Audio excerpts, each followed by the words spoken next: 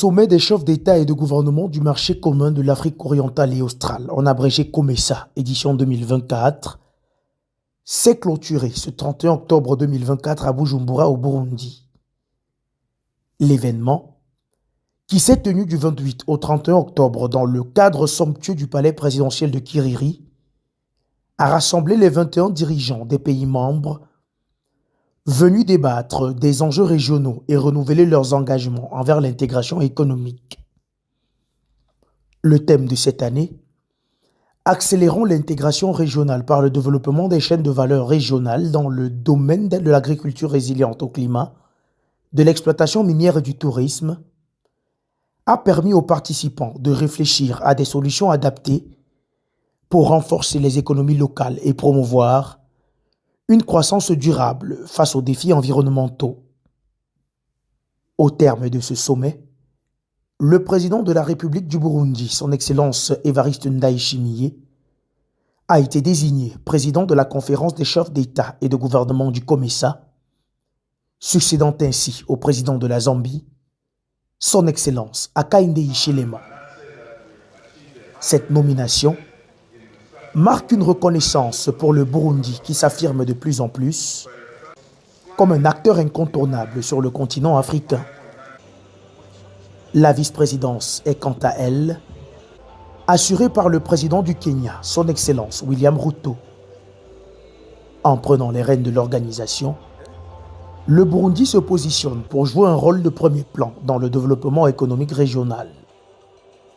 Dans son discours d'intronisation, le président Evariste Ndayishimiye a exprimé son engagement à renforcer la collaboration entre les États membres pour accélérer l'intégration économique régionale. Il a réitéré son ambition de promouvoir des politiques de développement qui prennent en compte les spécificités de chaque nation membre, en particulier dans des secteurs essentiels comme l'agriculture, la sécurité alimentaire et les infrastructures. L'un des moments marquants de cette rencontre fut le discours du président du Kenya, William Ruto. Ce dernier a vivement appelé à une réforme de l'Union africaine, plaidant pour que le panafricanisme soit au cœur des décisions et des actions de l'organisation continentale. Selon lui, l'Union africaine devrait se recentrer sur les intérêts des Africains en misant sur des initiatives qui favorisent la souveraineté économique et l'autosuffisance régionale. Ces propos ont été accueillis avec intérêt par ses pairs, notamment le président de la Commission de l'Union africaine Moussa Faki Mahamat, qui a suivi avec attention cet appel à un renouveau du panafricanisme. Autre annonce notable durant ce sommet, la présentation de la candidature de Richard André Amandrato, proposé par le président de Madagascar Andry Rajoelina pour le poste de président de la Commission de l'Union africaine en 2025. Cette candidature témoigne des ambitions de Madagascar à jouer un rôle plus central au sein des instances de gouvernance africaines et à contribuer activement aux réformes proposées par les dirigeants de la région. Les chefs d'État ont également profité de leurs allocutions pour dresser un état des lieux de l'organisation et mettre en lumière les opportunités qu'elle représente pour les pays membres. Le COMESA, regroupant 21 nations de l'Afrique de l'Est, de l'Afrique centrale et de l'Afrique australe, constitue un marché commun riche en potentiel économique, facilitant les échanges commerciaux et la libre circulation des personnes et des biens.